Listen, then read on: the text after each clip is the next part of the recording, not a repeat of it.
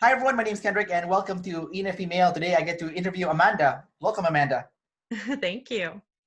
So we were just joking before the interview started. It's been like 14 years, 14 months in the making. Right. Yeah. So how long ago did you get your official typing result and what was your official type? I believe it was last January, so it's been a year and a half.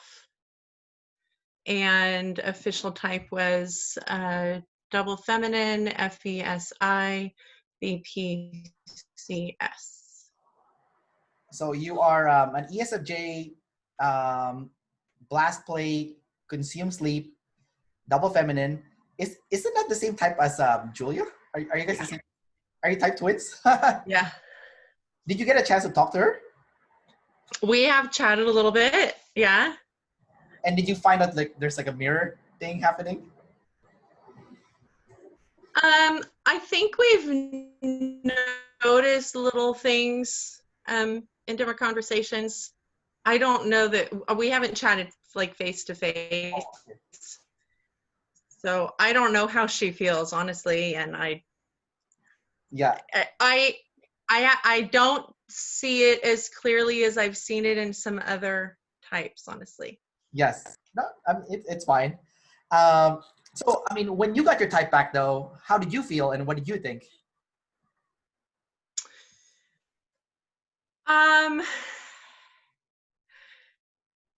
Well, where to begin? I wasn't terribly surprised, except that it was very close to what a lot of other people had typed me, because I shared my video with the group before sending it in, and so I'd gotten a lot of feedback. It wasn't unanimous, but nobody typed me exactly what Shannon and Dave did. Oh. So that was interesting.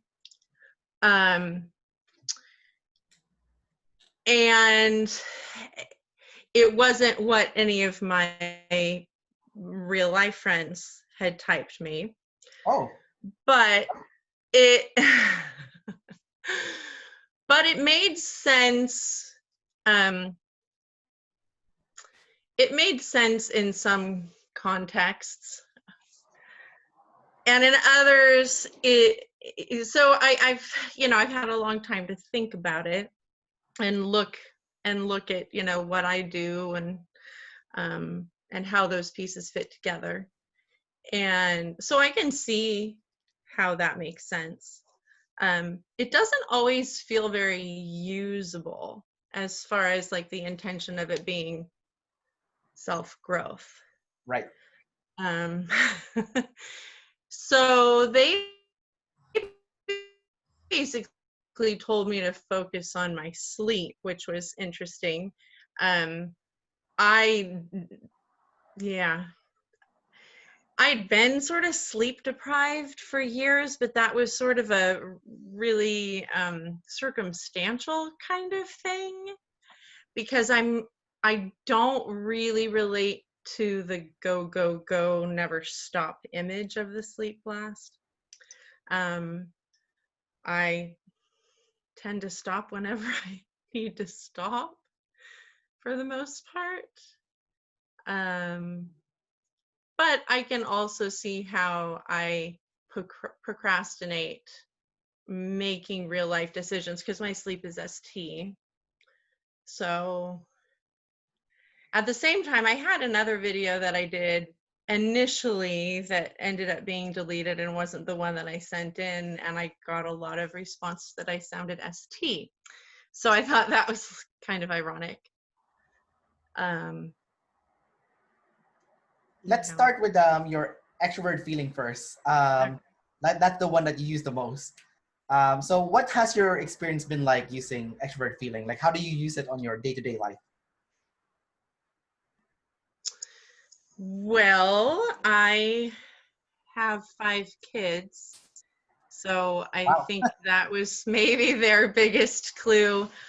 Dave said something about and I homeschool. So I think that there was I think I was the first homeschooler that they typed. They've typed several others since then. But he knew a homeschooler growing up. And I think that he had some sort of assumptions about what that looks like and what's required for that were projected onto me without that there being actual, like, I didn't really talk about that so much in my video. And so obviously ESFJ sounds like a reasonable type for, you know, homeschool with 5 kids. How does my FE play out? Well, I guess I do feel like I have to monitor the emotional atmosphere. I'm very sensitive to that. I don't feel like I necessarily influence the emotional atmosphere very well. Maybe not as much as I would like to. I have to kind of monitor my own emotional state, and that seems to be more effective. Do you think that because you have feminine FE that you're more kind of like go with the flow with like the emotion of the group, you know, as opposed to being the one enforcing it? You know, you don't have that masculine FE, right? It's feminine, so it's more like, Right. oh, this is how we're all feeling right now, and let's, you know, let's go with Something it. like that. Yeah. You have SI second. Mm-hmm. What is your SI like? Your SI is also feminine. Right. So how's your memory and whatnot? And Well, let's see. I forgot our first appointment, didn't I? Yeah. Yeah. Memory is not so great. It used to be better. There are certain things that I'm good at remembering, and other things that I'm not. I'm actually better with numbers than words, and I don't know where that fits in. But you know, I might remember your phone number and not your name, which is terrible. Or at least it used to be, you know, now that we don't have to remember phone numbers, I have nothing I have to remember. yeah.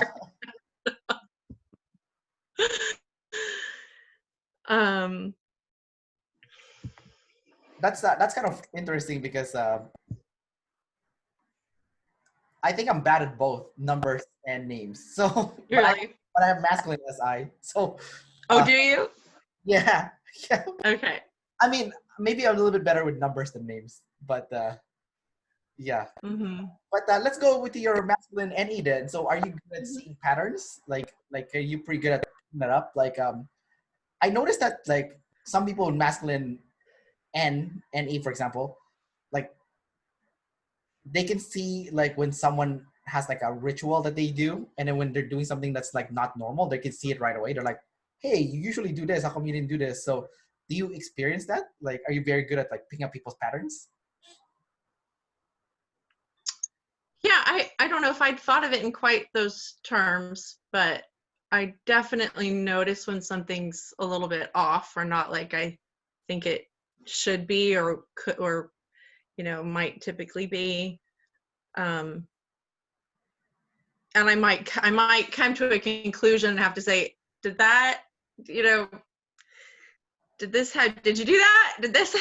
Because I'm seeing evidence of something different here. If that's kind of what you mean.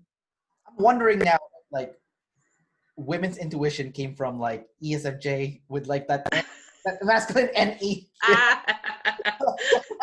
That whole, mom, how did you know that? Yeah, exactly. Like, yes, I do have eyes in the back of my head. Yeah, and like. And then there's the, why are you accusing me? You don't have any evidence of that. Oh yeah, true. Yeah, I just know. You're probably pretty aware of like your kids' behaviors through like their patterns and stuff, like what they're always doing and whatnot. Yeah. For the most part. Yeah, and it's masculine, so you're pretty confident with like the patterns that you're seeing or like like what's happening, you know. Mm-hmm. Now let's go to your bottom one, your masculine Ti. So what is your masculine Ti like? I mean, it's fourth, but you know, do you find that as you've gotten older, you've gotten better to use the masculine Ti, or is it kind of in the same place as it is now, or are you more aware of it? Like, Well, I think it's always easier to know my no's than my yeses, in a sense. I think that's the masculine aspect of it, maybe. So I know what I am not comfortable with. I may not move forward. I may not lead with it, but I know when to stop with it. It's more like brakes than engine. so you have trouble with the brakes, but you know it, you're aware of it. No, I wouldn't say I have trouble with the brakes.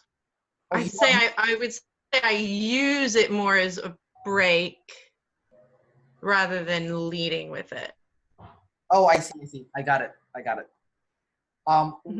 So they said that people with Ti, they have their truths, right? So do you have any truths there, like three truths or whatever? Off the tip of my tongue, I mean, I could recite the Nicene Creed if you want to hear that. I mean, what is yours? What is your truth? Right. Yeah, it has to be yours. It has to be like personal, right? Okay, bye. Yeah, see, it's a hard question to answer, to put into words. It doesn't fit. It doesn't just, it's not right there. Now, if you make a statement, then I can counter with whether I agree with that statement or whether I don't and what I believe instead. Okay, I But see. just like pulling it out of, the void. Yeah. That, yeah, I don't believe with it. I guess that's. No worries. It is Ti though, so you have masculine Ti. So how do you experience it because it's masculine?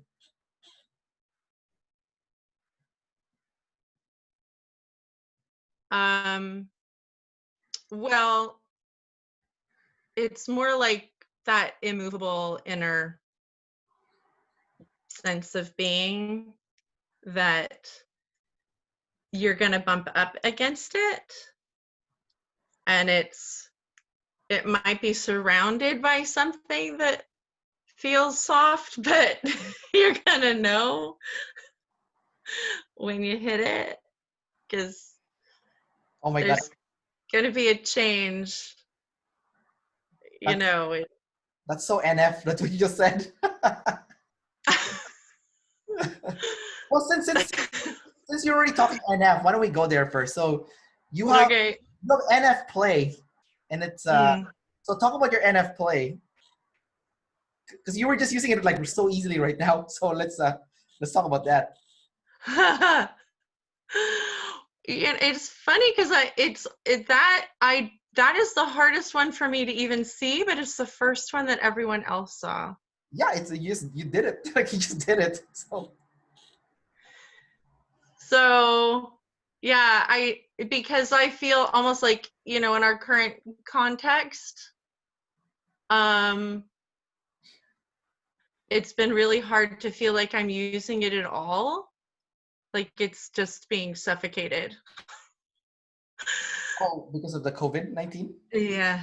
Oh, I'm in California where you're not allowed to do anything, and it's kind of hell.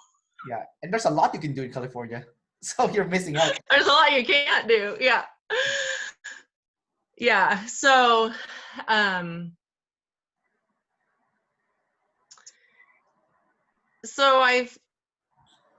I think I use it, at least at first, mostly online, just trying to kind of get a sense of everything that's happening, and pull in all the, because I can definitely see the spectrum of like different positions that people have. And I can understand coming at different angles and seeing the world in different ways. And I can respect, that those values. But it's hard to then interact necessarily without having to. I think maybe now I'm going back to the TI, and where it can come out and people aren't expecting it because it doesn't sound FE, which is what, if we're in person, that's what they might experience. Or if they know me really well, they're going to experience all of it. But online, it's like, it's easy just to kind of just to ping it. And I don't really want to do that because it's going to get misunderstood. And I still have to hold, that I have to hold that spectrum up and say, yes, I respect you. I have a different opinion, but I respect you. And it's also painful to be on there and see people like beating each other up and, not respecting each other and making assumptions about each other. And so at one point I had to just pull back and disengage and take little breaks for myself and, focus more on that sleep or, and so there I can see where my SI comes in as a savior to protect me from just living in that painful place all the time. You are definitely using a lot of NF. Like that was the whole thing.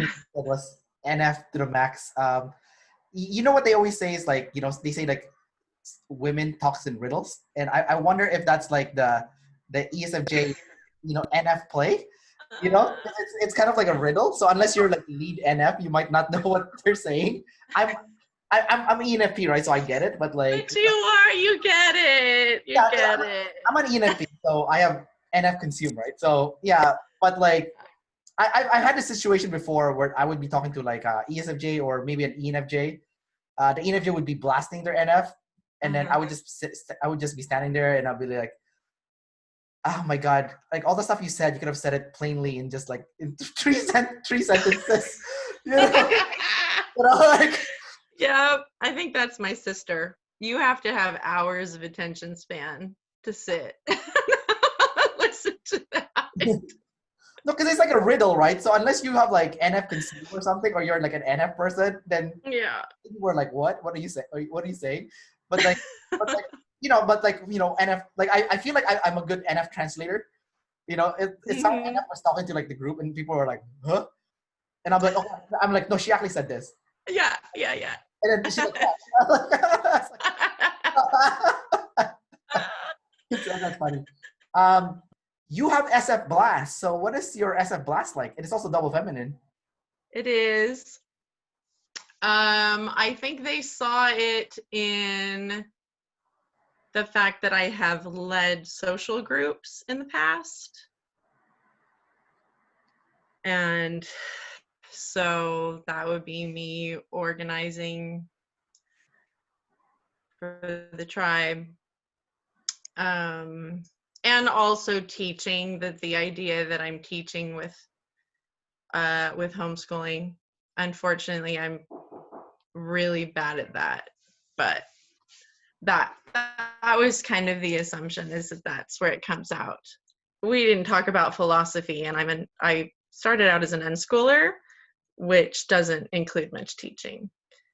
So, and even now, I've transitioned to other ways of doing things, but it can still be a struggle just to like pull everybody together and actually focus on one thing at a time and doing what we're supposed to be doing. Yeah. So we get very easily sidetracked, but the goal is to have fun and learn, which is always happening, right? No, of course, of course. If you're not having fun, then you know the Right. learning's harder. You can't learn if you're not having fun. Now, I think I heard someone say this to me before. I don't know if it was David Shan who I heard them say this, but I heard them talking to someone that had a SF blast last. I don't know what type that would be. Someone that has SF blast last, but what I was just thinking. PCSB. So your opposite is, what's the opposite of ESFJ? ENTP with the same functions. Not quite ENTP, but what is the INTP? I guess INTP. Yeah. So I don't know if this is true for you, but like, are you the person that kind of like goes up to your kids or other like people and say, hey, you know, everyone, let's play nice, you know, it's kind of like, hey, let's play nice, let's just all get along, you know, like this. Is that something that you would say to people? Like, hey, you know, let's get along. It's double feminine, right? So it's not gonna be like, hey, play nice, you know, it's not like double masculine. It's like, you know, hey, you guys play nice. That might be. It might be. Everybody shut up. I'm trying to do something here. Yeah. But it's soft. It's soft. It's not like offensive, you know, it's not like aggressive. It's, you know, so you're like controlling the tribe's like behavior to play nice, kind of. It's soft. I don't know if that makes sense. But do you do that? Do you find yourself doing that? Like, hey, everyone, let's play nice. On occasion. Yeah. On occasion. Does your kids fight a lot, or are they like pretty well behaved? Well, they're spread out a little bit, and so it's not like all the time. I don't have like a bunch of little kids who are close together where that's an issue so much, and the older ones mostly get along. The middle ones fight sometimes, but it's not. But it's more like you have to step in and sort of problem solve and help them communicate. Gotcha. So, yeah. Your consume is double masculine and it's NT. So what is your double masculine consume like? I read a lot, and I have to well, here I'll try to give you an actual sensory example. Sure. My daughter had was diagnosed with a brain tumor last year, and so we went through all kinds of testing and appointments and everything, and it was not a very it was a fairly rare thing, not totally rare, but they were trying to rule out a lot of different things. And so for me, that became, you know, absolutely crucial that I learn everything I could possibly know, you know, that I look up every word the doctor used, you know, I wrote down and looked it up. And so I spent pretty much the whole time focused on that. Just trying to understand what was happening, trying to understand all of our options, trying to understand exactly what was, you know, going on in her head, according to the doctor, what all the possibilities were that might be happening there, and then weighing all the options that we had in front of us, which, you know, direction to take. And you know, we got a second opinion, had to weigh that all over again from a different perspective. And so it's interesting because my husband's actually a science teacher. So his NT is pretty strong, but I think his NT is blast. And so he was not really taking it all in the same way. He wasn't feeling as responsible for like researching it and understanding it from that direction. Right. So that really fell more on me, and then he helped kind of make the decision about, well, which direction, and we bounced it off of each other. But so there's a bigger example of that double masculine. Do you have like an INTJ husband or something? Like how did like the NT blast is INTJ or ENTJ, right? So yeah, I'm not sure that he's blast savior. He might be sleep blast. He's a hard one to figure out, and he could be an ENFP, honestly. So yeah, or not an ENFP. Well, he wouldn't be that. He would be the other one I thought was ISFP. ISFP. Which doesn't make any sense. He doesn't make any sense, honestly. Just either that or what about I think ISTP maybe? Yeah, that's very possible. Okay. That's interesting. I mean, because usually EJs end up with an IPs, right? Like when you date, it's almost like weird, like magic that like it's been like shocked how it happens. Like Dave and Shan typed my girlfriend, right? And yeah, and I'm an ENFP. Guess what? My girlfriend's an INTJ. I was like, oh, okay. How did that happen? Yeah. Like how did that happen? Like Lindsay and her husband.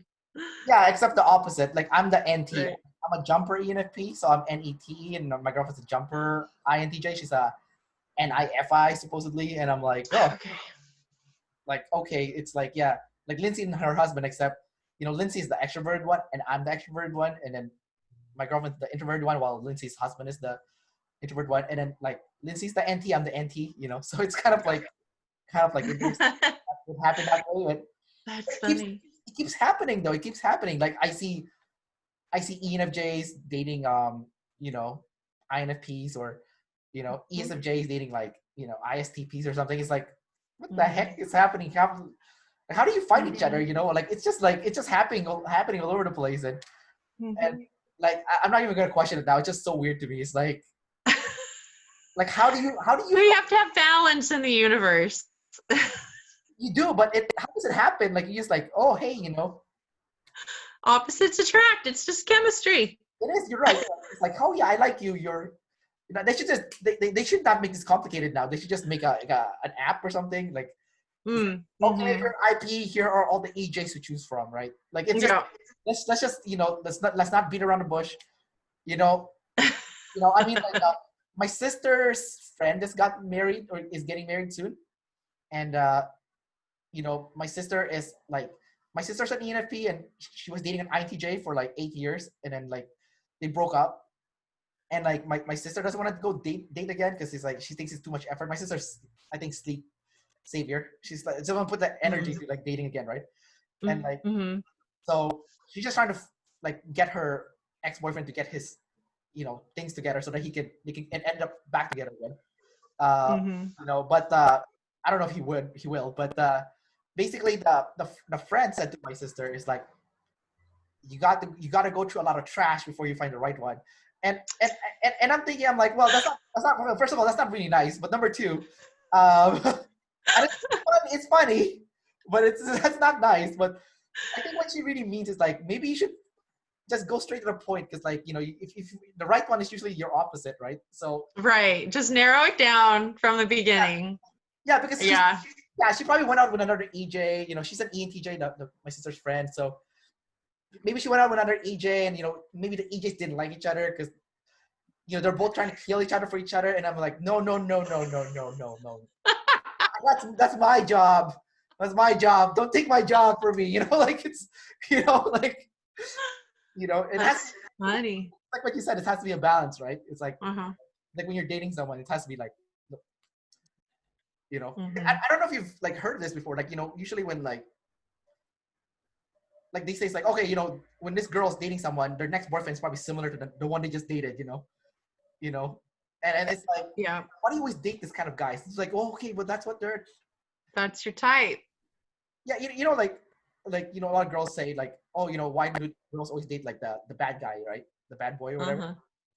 well, they're probably like they're probably the EJ, and they're dating an IP, and you know the IP's like the bad ones, like you Mm-hmm. know, like they're selfish, they're like so, you know, and whatnot, and you know, and yeah, well, it is what it is, you know. So Yeah. you know, like I'm an EP, right? So like for me, I've always been attracted like super organized, like girl, because I was like they're like IJ, they're like yeah, you know, like, Right. I don't know why. So it's like I'm like okay, you know, the IJ is controlling, right? They want to control everything, and I'm like oh okay. And then do you butt heads a lot, or do you let each other have your realm? Well, my girlfriend thinks I'm more controlling than her, so I don't know. Oh, that's funny. But I think because mine's a demon swing, right? Like while hers is Yeah. normal. So when it comes out, Yeah, it's, my family all thinks I'm chaotic, so you know. have you been accused of being selfish or no? Oh yeah. So that might be your swing, like your demon swing. Is like when you became super selfish, but it's like it's a demon. So it's like it's such a shock for most people that that's what they remember. They don't remember the other stuff. Yeah. Uh, Except when you're at home, you're in your personal space. So I think when your demons are introverted, the people you live with get to see a lot more of that, yeah, I think you're right. you Maybe know. yeah. With that being said, you have ST sleep. So what is ST sleep? That's super confusing for me. Like what is ST sleep? Well, I usually relate it to like um organizing things for myself according to whatever, you know, my reason is, whatever.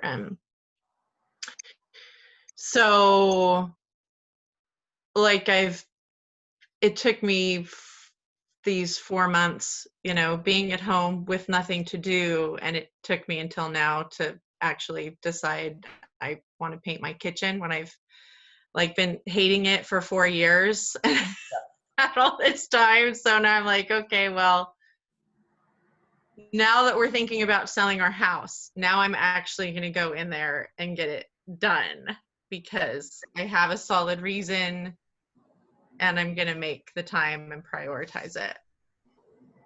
So I think what's awful is you don't get to enjoy it because after you paint it, I then know. you're selling the house. So it's kind of like But at least then I feel like I also get the benefit because if we don't sell the house, then I have a kitchen. At least I have a new kitchen, you oh, know. where do you guys want to move? You're in California right now, right? You said Yeah, anywhere. like where in California do you guys live? Like LA or San Francisco or Halfway between, what's the city? a little closer to LA. We're in Like the valley. and where do you guys want to stay in that area or are you gonna move somewhere else? No, no, we want to leave the state. Everybody wants to leave the state. Oh, you're in California. Yeah. What did you decide which state you want to move into?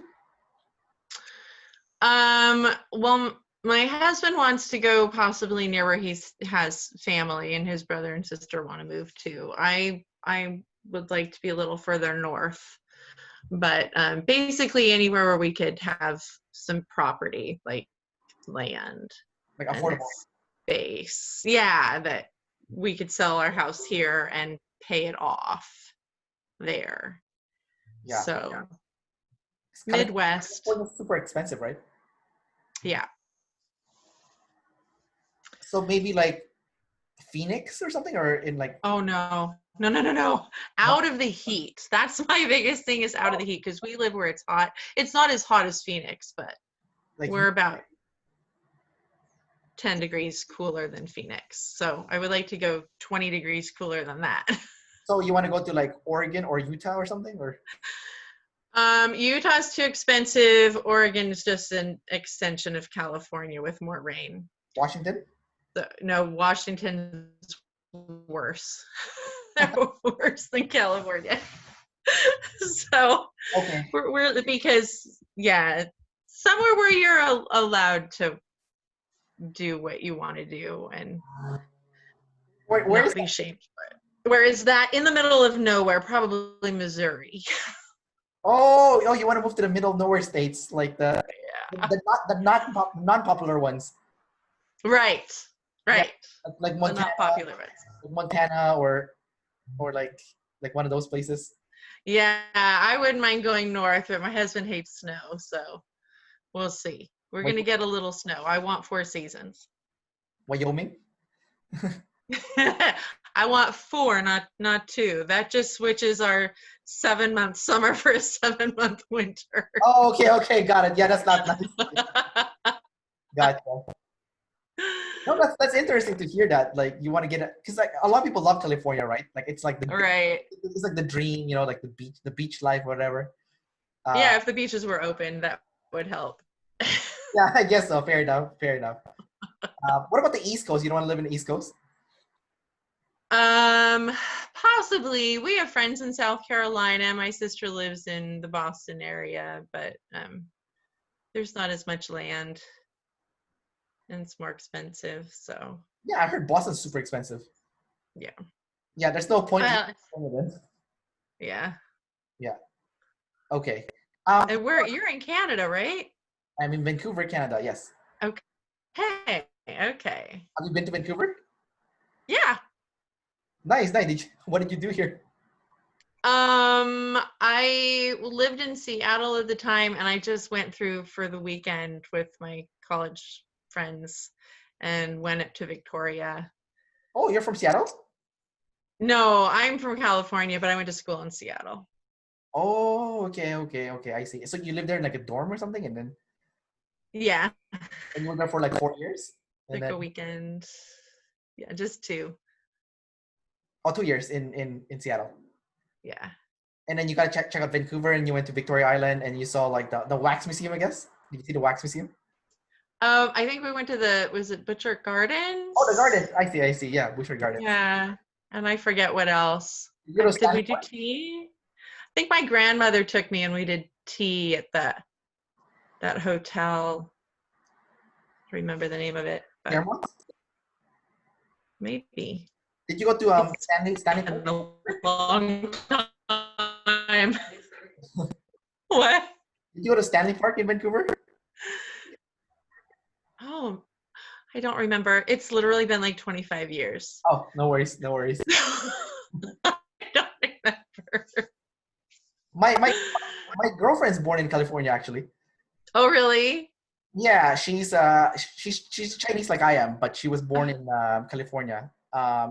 It's like one of those like birth tourism. So when her parents was giving birth to her, they went to US and they gave birth to her in California. Oh, Yeah, so she's American and she's yeah. Canadian, and she's trying to get rid of her US passport now. It's kind of Oh, wow.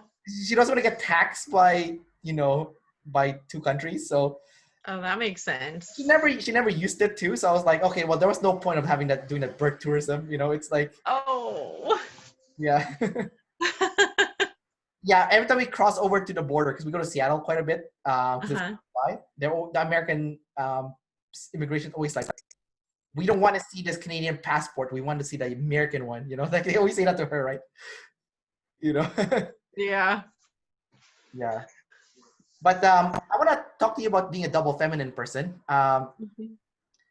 So double feminine is tester and visual. So let's start with tester first. Do you like to experiment with like different stuff? Like do you like to try different foods or like, or what yeah. I think mine comes out more in trying out different ideas. Okay. I'm not really big on new foods. I'd rather cook something new than eat something new, but the tester, yeah, I would say like trying things out. Visual, I do care about what things look like. I wouldn't say that well, I've gotten compliments on my decorating, I guess, but I'm really slow at it. I'm better at like visualizing things spatially and moving them around. So like I can decorate a room and know like what size things are and how they're going to fit and put things together like a puzzle, easier than I can visualize necessarily how the colors are going to go together. So I don't know how that relates. In my opinion, the best interior designers are always ESFJs. I think I think because of like the FE and the SI, so like the SI can like kind of see where things kind of like go well, Mm-hmm. and the FE is like, oh, okay, so if you put it here, how does it make you feel? You know, so they can like put something up and like see how it makes them feel, and then they'll like, especially if you're a tester, you can experiment on how you can organize like things and like, okay, let's put the couch here and let's put a lamp right here, and you know, like, put table here and let's put a TV here. Let's see how that looks. So it's like, oh, okay, so you're good at experimenting, kind of like how to organize like your furnitures and like see how that makes you feel, and like I think it's a superpower actually, to be honest. Like I don't understand that, but like when I see ESFJs at work, I'm like, wow, that's like magic. You know, like That's interesting because it sounds more like my mom who will do it based on how it makes her feel, whereas I have to have some sort of rationale for it. oh, okay, Like, that's a TI. Maybe that's what yeah. is that the SITI then? Because then you organize it with your SI, and then you have your TI will kind of have the reasons. Mm-hmm. Oh, okay. Mm-hmm. Okay. Oh, wow, that's cool. I never thought about it that way. And what do you think when you have the reasons? Like, what are you thinking? Let's say you arrange let's say you're gonna paint your kitchen. Well, what are you gonna be thinking? Well, I'm thinking about light, how much light it gets. I'm thinking about what it looks like from different angles. I'm thinking about what features I want to highlight. I'm thinking about longevity, what is going to be durable or easy to clean, what's going to work with stuff that I already have that's going to be on top of all of that. I'm thinking about what are the current kind of expected things, because if I'm thinking about selling it in the future, what are people going to be looking for? What are they going to hate? And then I have to balance it with, you know, what do I also like, and, you know, so that I don't hate it. And yeah, so that kind of thing. That's really good, actually. I've never thought of it that way. I think you're the first person that has like painted a picture what like ST sleep is like. I think that's really good, because then you're organizing the stuff, and then you're kind of looking at the reasons why you organize it, and then yeah, and then you know there's obviously like a step-by-step way to do it too. So it's like and then you're thinking about like longevity. So the TI, you're thinking like, okay, this is gonna be good. Like, yeah, no, that's really good. That's a really good explanation. I like that one. I'm gonna take that. I'm gonna start using that one when I ask people questions. That's a good one. Okay. I think who is it? The ISFJs, ENTPs, and INTPs. I think they have the same as you, ST sleep. Yeah, so I'm start asking them that question. Now that you brought it up, that's a good one. Let's talk about your sleep last. So we both have sleep last. So I want to ask you kind of like your experience with sleep last, and I'm gonna see kind of like, you know, compared to mine, to how I experience it. So I'm a sleep last person, and one of the issues that I've had in my life that I'm only working on this year, and I'm absolutely awful at this, it's work in progress, is setting boundaries. So how are you with setting boundaries? Like, let's say someone, you know, gets to the point where they don't make you feel good anymore. They're like, you know, they're hurting your feelings, or they're toxic to be around. What has your experience been like with setting boundaries, you know, with other people, especially toxic people for you? Right. Yeah, that's a hard one. I think that I was going through a lot of that actually when I found OP, and that was a lot of what I was trying to kind of figure out, because I was trying to sort of understand what was happening, and, you know, what was happening with the other person. I haven't, well, so I've had some experiences with people closer to me, and then I've had just some, more random experiences. So with people that I'm not close to, I don't think it's quite as difficult to just draw that line and say, I think I need out of this situation. And I've done that in the past.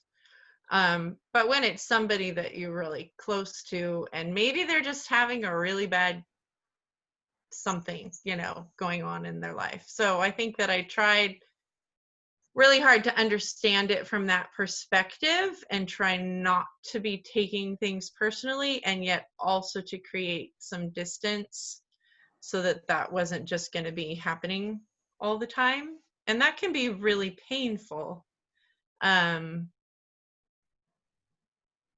because you're having to separate from somebody you care about, and also not take all of that in. So I've definitely been through that, and maybe because it's sleep last, that's why it was so, such a challenging time. That it kind of takes over, I think, when you're in that kind of a moment, and it's hard to get out of it. At least that's how I experienced it, where I got more locked into it than just completely avoiding it, like you hear it described sometimes, being last. To me, it felt more like I had to solve this conundrum, this problem, and figure out what was happening and the right thing to do before I could kind of move on and just be okay with the situation. I think lately I'm interviewing a lot of sleep last people, so I'm having a lot of boundaries conversation with people like lately. So I think it's super interesting. I think I was talking to this girl, Ikram. I don't know if you've seen her in the Facebook group. I interviewed her a while ago. She's an ESFP. Just like I think a week ago, I interviewed her. She's also sleep last, and I think the way she described it was the best way I've heard someone describe it before. Um, she said something like, you need to set boundaries with people that you care about as early as possible, because if you don't, you want to set boundaries before you get to the point where you hate them. Yeah. By the time you hate them, it's too late, like, so. Yeah. And I was telling her, I was like, oh my God, I don't do that fast enough. I always get to the point where I want to cut this person off.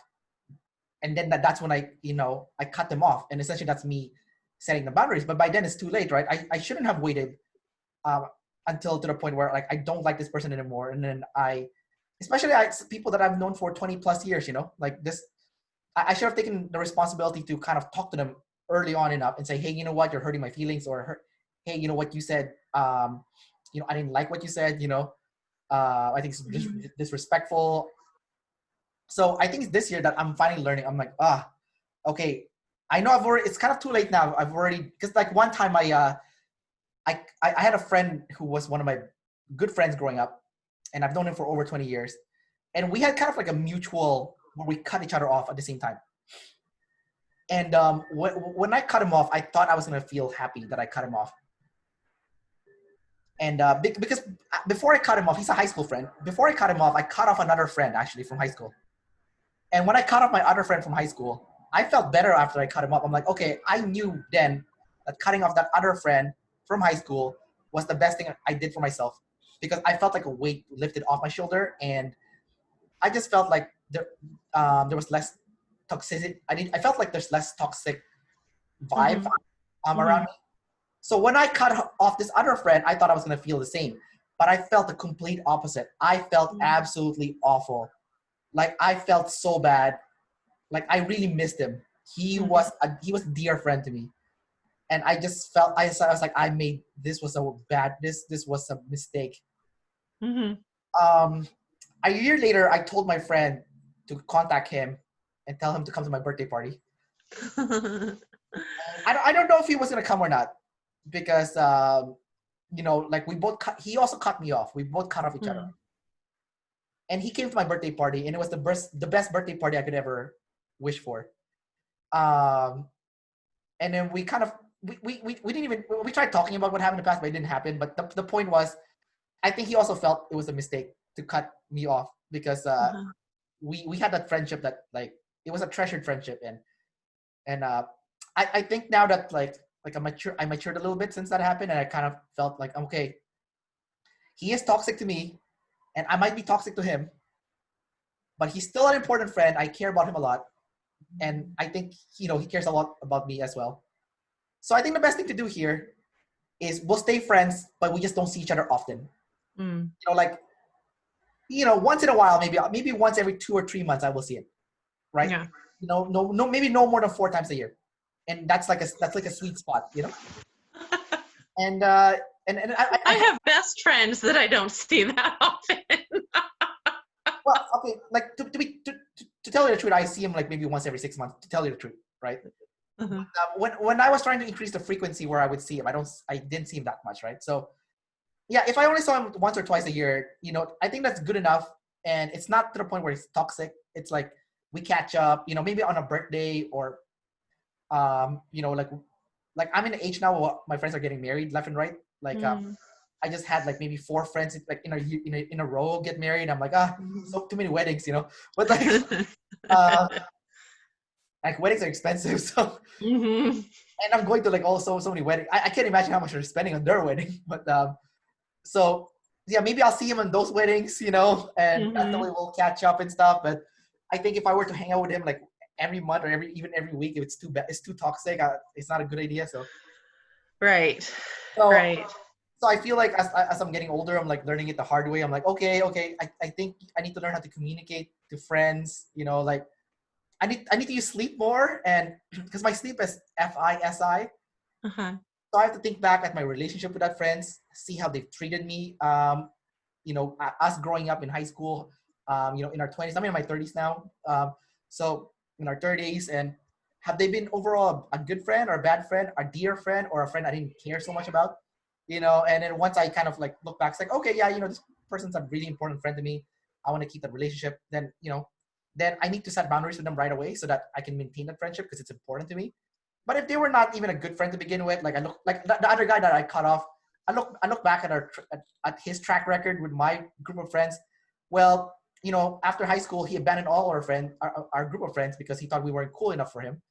And then when his other group of friends left him, he came back to us and we took him in, right?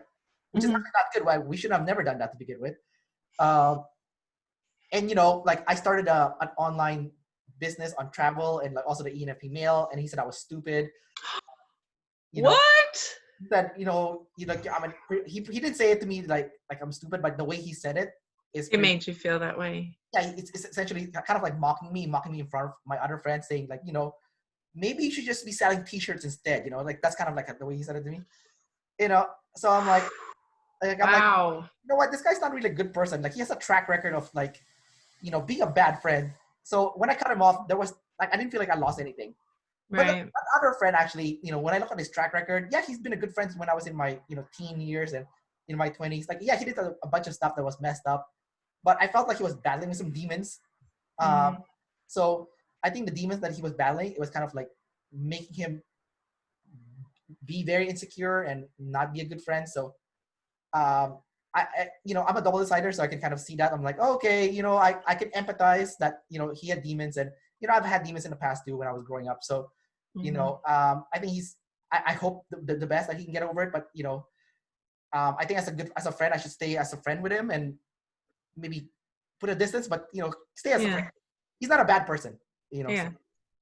So that's what I learned. So I was kind of thinking, okay, what about you? Like, what are some stuff that you learned about setting boundaries as you over the years? Yeah, I think to be upfront, for me, it was usually about time, but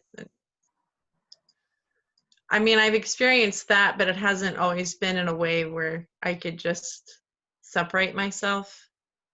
I don't want to get too specific, but. Let me ask you this question then. So you are a double observer, single decider. Tell me how balanced you are with gathering and organizing, control and chaos, but how you had that struggle with like your identity versus like serving people. Honestly, that was probably the biggest surprise to me, was getting told that I was a single decider. Now looking back, I can see it from that perspective. I didn't really think I had people problems.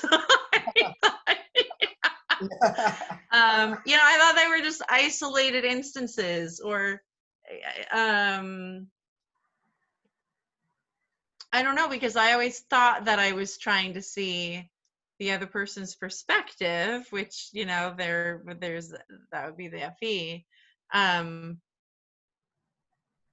And I think because the TI is masculine, while I might not verbalize necessarily where I am, I would still draw a line. I don't know that I necessarily always communicated that that's what I was doing, though. So I see it more like in where I have difficulty navigating just the day-to-day, my time versus other people's time. Like when I'm really trying to focus on my stuff, I don't like interruptions because I don't transition so well. Like, this is my thing and now I'm paying attention to all of you, or like trying to pay attention to all of you and do my thing at the same time. So I sort of experience it more that way as opposed to relationally, but just in a practical way. And then with the chaos and control, I guess I do a little of both. I mean, that's kind of a constant. I'm not sure that ever goes away. There's always a little bit of mess and a little bit trying to limit the mess, and then there's a little bit more, Yeah, and I think the way you just described it, you were so balanced with it. You're like, yeah, it happens. Yeah. Right. Okay, so I have 2 last questions for you, and then we'll wrap up this interview. So my first question for you, Amanda, is what advice can you give to you fellow ESFJs on how they can use their TI a little bit better so that they can make some time for themselves as opposed to just giving all their time to everyone else? Well, I think for me, I've had to maybe use those animals in order to get to that point. So for me, it's the using that consume to really learn what I believe, to choose things to take in that are serving me well in that way, and then also to make sure that I'm making time to spend processing those things and doing the things that are important to me and support. So I think that's a good advice, actually, because when you're using consume, you're already using your TI, so it wouldn't be much harder to go to the sleep, the SITI. And then my last question to you is, we have different functions that you have in like I have FI and TE. Do you have any questions about FI and TE? Do I have questions about your FITE? Yeah, do you have any questions? Because those functions you don't have, right? You have FE and TI. Yeah. Because is your FI masculine or feminine? Are you femininity? Yeah.